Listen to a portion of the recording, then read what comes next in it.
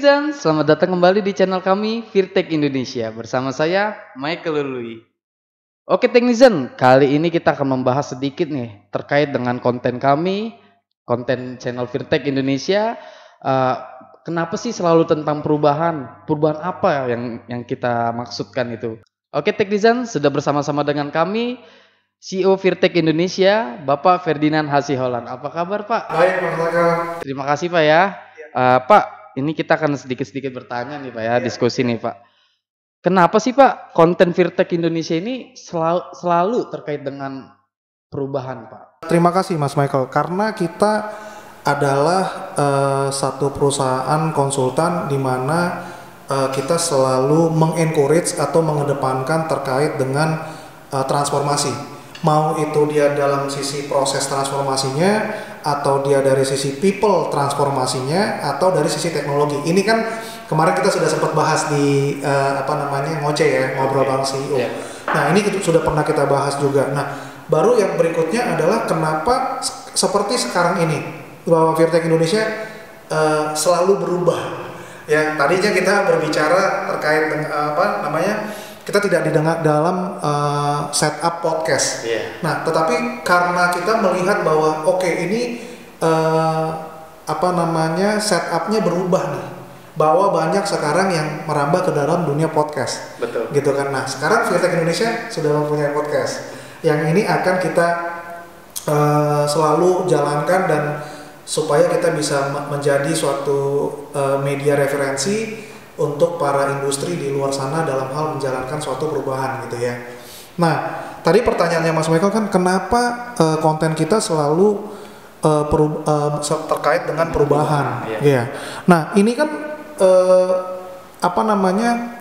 pertanyaan-pertanyaan seperti ini yang memang seringkali dilontarkan oleh para klien di mana mereka bertanya, kenapa saya harus berubah? Betul Pak, apalagi para teknisi pada bertanya nih Pak. Iya. Perubahan seperti apa gitu Pak? Nah, jadi kan perubahan seperti apanya? Karena gini, kadang-kadang para teknisi atau klien-klien kita itu sudah artinya gini, dalam konteks nyaman. Betul. Atau mereka sudah merasa bahwa saya sudah mendapatkan profit yang tinggi, atau saya pendapatan yang tinggi dan lain sebagainya seperti itu ya. Nah, tetapi coba kita flashback gitu ya. Flashback mungkin 10 tahun atau lebih gitu ya. Siapa sih yang misalnya contoh Mas Michael deh, siapa yang nggak kenal Nokia? Betul Pak. Iya kan? Siapa yang nggak kenal BlackBerry? Betul. dengan fitur BlackBerry Messenger dulu, iya kan? Nah, tapi kalau kita lihat sekarang tahun 2020 semuanya berubah Mas Men. Berubah total. Berubah total. Nah, kadang-kadang kan gini, kita nggak ngomong, kita nanti mungkin akan kita sedikit bahas terkait dengan apalagi dengan adanya pandemi COVID-19 sekarang ini kan. Betul. Nah, ada atau tidak ada pandemi COVID-19, ya itu tadi, perubahan itu adalah sesuatu yang pasti. Karena kalau kita tidak berubah, kita tidak beradaptasi, pasti ya ini sudah menjadi suatu hukum atau suatu law di mana kita, jika kita tidak berubah ya, atau kita yang dirubah. Oke nih Pak. Pak, bagaimana jika tidak membuat perubahan itu tersebut? Apakah akan tetap sama?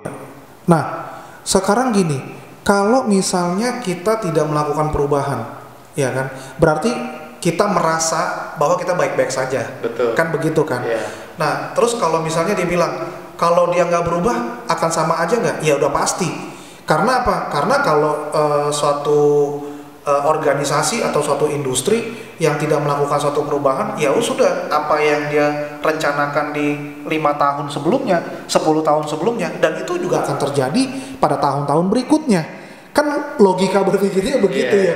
Nah, makanya kalau misalnya katakanlah tiba-tiba ya kita ngomongnya ini tsunami ya, COVID-19 ini, itu kayak tsunami yang langsung tiba-tiba semuanya lapangan pekerjaan habis, PHK bergelimpangan dan lain sebagainya gitu ya. Nah, tetapi kan yang sekarang kita mau bahas di sini adalah konteks di mana Virtek Indonesia selalu bagaimana caranya menyuarakan, atau kita lihat sendiri bagaimana sekarang isu-isu di BUMN, isu-isu di mana perusahaan-perusahaan besar terkait dengan kasus Jiwasraya. Kita melihat bahwa saat ini juga Presiden Jokowi sudah menutup belasan lembaga dan komite-komite yang dirasa tidak ada value.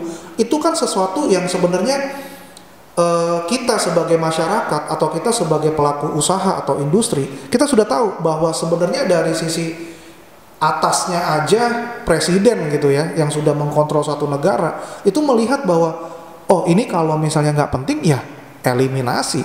Oke. Ya kalau dia nggak ada kontribusinya ya kita harus tutup gitu. Nah, bagaimana nih sekarang kalau kita lihat perusahaan-perusahaan, industri-industri yang nggak mau berubah? Tadi yang pertanyaan Mas Michael bilang bahwa akan sama aja. Yes, mereka akan sama aja. Sama aja. Apa mungkin udah masuk ke dalam zona nyamannya mereka ya? Comfort zone kan. Iya. Jadi mereka sudah masuk ke comfort zone terus merasa mereka baik-baik aja. Nah, ini yang menarik nih Mas Michael. Saya punya teori namanya bukan saya yang punya teori, tetapi ada teori namanya toilet effect. Toilet effect. Effect ya, Okay. Toilet ya, Iya. kamar mandi. Kamar ya. mandi. Jadi pada saat kita masuk kamar mandi, terus artinya mungkin kita mau buang air kecil atau buang air besar dan segala macam gitu ya. Pada saat kita pada saat kita buka kamar mandinya, terus kita bilang nih, bau nih toiletnya gitu kan. Ini bau di toiletnya gitu kan. Terus pas kita masuk bau, tapi karena ini adalah suatu hasrat yang tidak bisa ditahan gitu kan. Terus tapi kita tetap masuk dong ke toilet itu kan. Betul. Kita tetap masuk ke toilet. Terus kita apa? Ya kita bertahan dengan bau itu. Iya. Ya gitu kan. Artinya Betul. logika berpikirnya begitu kan. Iya. Kita akan bertahan dengan bau itu. Karena apa? Ya karena ya udah mau nggak mau. Mau nggak mau, apalagi dikebelet gitu ya. Sudah kebelet, Iya. sudah tidak tertahankan gitu kan misalnya gitu ya. Iya, Pak. Dan tetapi yang menjadi concernnya adalah, tetapi pada saat lama kelamaan, misalnya kita ya mungkin ya ada katakanlah waktu 15 sampai 30 menit gitu ya. Okay. 15 sampai 30 menit kita di dalam toilet itu, yang kita pertama kali first impression kita ini bau nih. Bau sekali gitu. Tetapi pada saat kita masuk, tetapi lama kelamaan kita di dalam, kita terbiasa dengan bau itu. Iya kan? Logikanya gitu kan. Kita terbiasa dengan bau itu gitu. Nah, ini kita coba ya, saya nggak tahu nanti teknisian coba menilai ya apakah analogi ini akan bisa sama atau enggak gitu ya. Betul. Dan ini saya analogikan ke suatu perusahaan nih, Mas Michael. Oke. Jadi pada saat pertama kali misalnya nih kita di rekrut gitu ya, terus kita masuk ke satu perusahaan, terus kita bilang nih nggak bener nih prosesnya, orang-orangnya nggak bener nih segala macam, teknologinya kok nggak pakai sistem, nggak pakai teknologi dan segala macam. Nah, pada saat pertama kali kita masuk ke perusahaan itu, impression kita gitu. Oke. Pendapat kita seperti itu. Tetapi pada saat kita lama kelamaan di dalam perusahaan itu, kita udah biasa. Ya, terbiasa Pak ya. Terbiasa dengan proses-proses yang lama, atau orang-orang yang lebih mementingkan ya sudah, yang penting setiap tanggal 25 atau setiap bulan saya terima gaji. Oh, oke deh Pak. Ini terima kasih nih Pak ya atas informasi-informasinya Pak ya. Oke teknisian, semoga dari hasil diskusi tadi dapat menginspirasi para teknisian semua. Dan tunggu untuk informasi-informasi selanjutnya. Saya Michael Lului, salam revolusi industri.